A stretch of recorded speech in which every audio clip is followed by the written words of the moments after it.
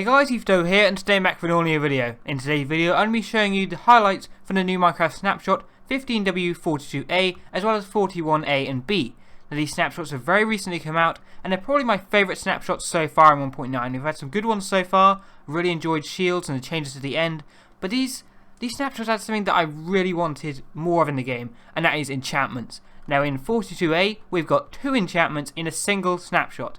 Now in the entirety of 1.8, we only ever had one new enchantment, that being Depth Strider, but this time we've got 2, and they are pretty awesome ones at that as well. They're not just any old standard enchantments, these are pretty good. So if we just take a look at these now, we've got the Frostwalker enchantment, which actually allows you to walk on water. Now if you add this to your boots using the book, now it is worth noting, you cannot use the enchantment table to get these enchantments. You have to find them in dungeons, in nether fortresses, basically any chest you find in Minecraft. You know, you can't get them on the enchantment table at the moment. That could in theory change in the future, but at the moment, at time of recording, you have to find them as you would with any other enchanted books. It's also worth noting that it will only apply to boots, and you cannot combine it with Depth Strider. Once you put it into the anvil, it will cost you 4 levels.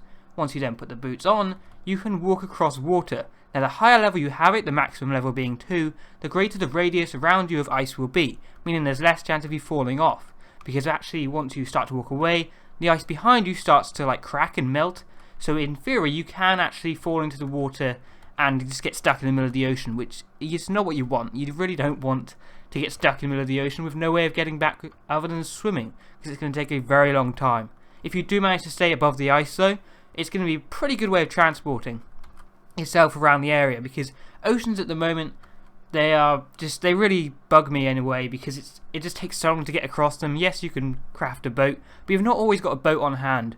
And if you just get in, say I want to go to that ocean monument and I'm on this island and I've not got a boat, I'm completely stuffed. I'm going to have to swim all the way over there. It's going to take forever. But if I've got this enchantment, I can just run across, just happily run across a nice quick time, I guess.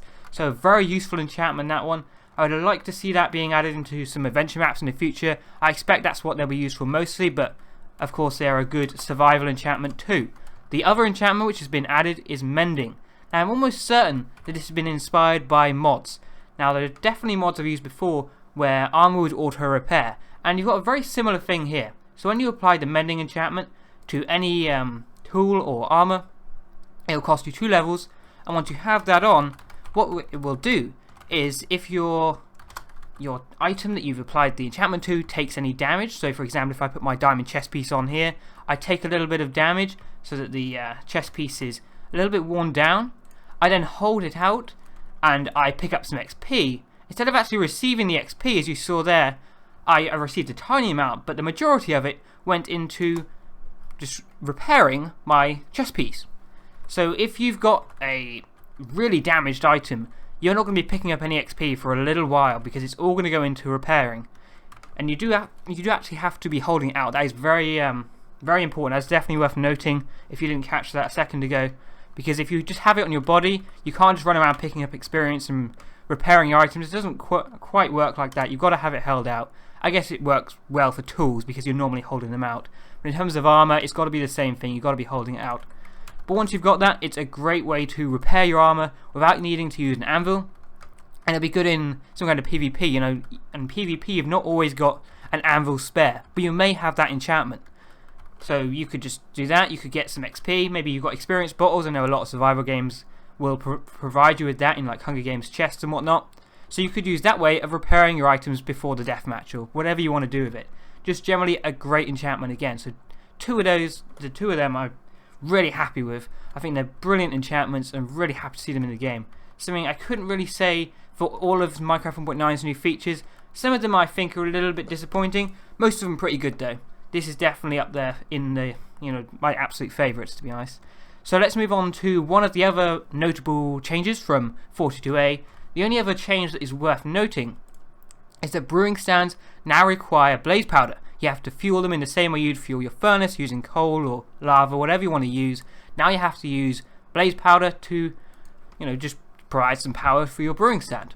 So when you actually get the brewing stand, don't try and shift click, it will just go into the top. You have to just literally drag and drop into the top left hand corner over here. And at the moment, one blaze powder will supply you with 30 potions worth. So I could have just one single blaze powder and that will last for 30 potions. That is a little bit OP at the moment, seeing as blaze powder is it's effectively renewable, because you can just farm blazes with a simple farm, which really doesn't take too long to set up. I think I've actually got a video on that. I'll probably link that on screen now if you want to see that. So I expect them to decrease that amount. I mean, seeing as coal is like a 1:9 ratio, a 1:30 ratio seems a little bit easy. I'm not complaining, I like it being, I'll happily have an easy option here, but it doesn't seem like Mojang to keep it too easy for us. So you got to have a little bit of a challenge to make it fun, I guess. So on to 41A and B. Now there's some changes to boats actually. Boats now have a completely new recipe. I say completely, one item's changed, it's not changed that much.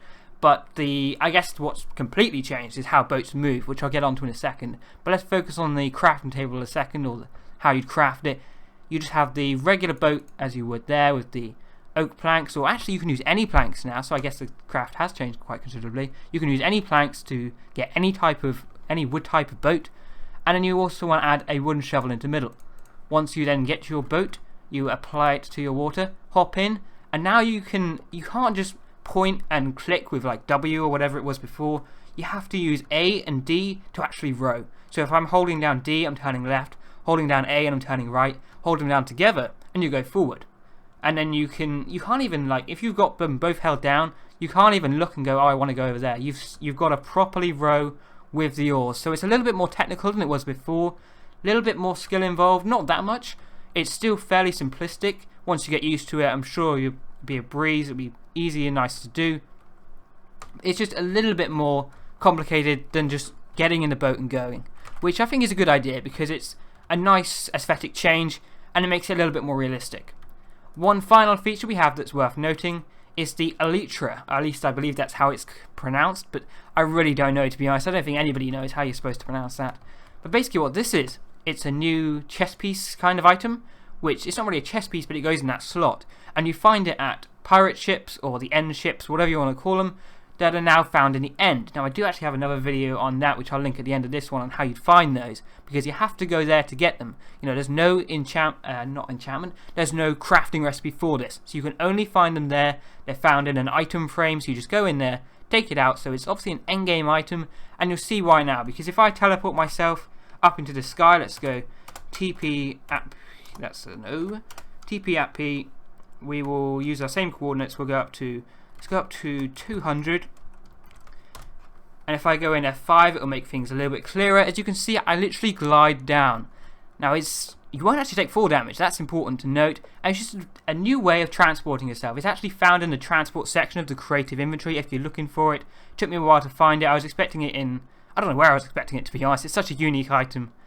And when you fall down, you can obviously just land, whether it's in water or on land, you'll be perfectly fine. You won't take any damage, which is nice. One change that has been made since that was initially added, actually. So if you've seen a previous Snapshot video, and it's now actually changed very slightly, the fact now is that if you fly into something, say I'd hit some of these cactuses, or I'd flown into a big wall, I will take damage. You can take damage from hitting stuff as you fall.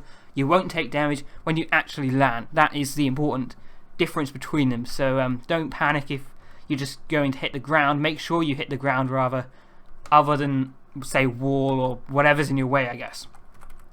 So once you know how to use that, it's pretty simple to use, to be honest. You can have a real good fun with that. Adventure maps are definitely going to be packed with those now. I'm sure everyone will be jumping on the bandwagon to get those in your adventure maps, and I see why, because it's a pretty awesome feature. Servers, minigames, I'm sure there'll be lots of minigames revolving around this feature. Another good one, another great snapshot. Hope you've enjoyed this video. If you found out something you didn't know before watching, please just take 1 second, hit the like button, and thanks for watching.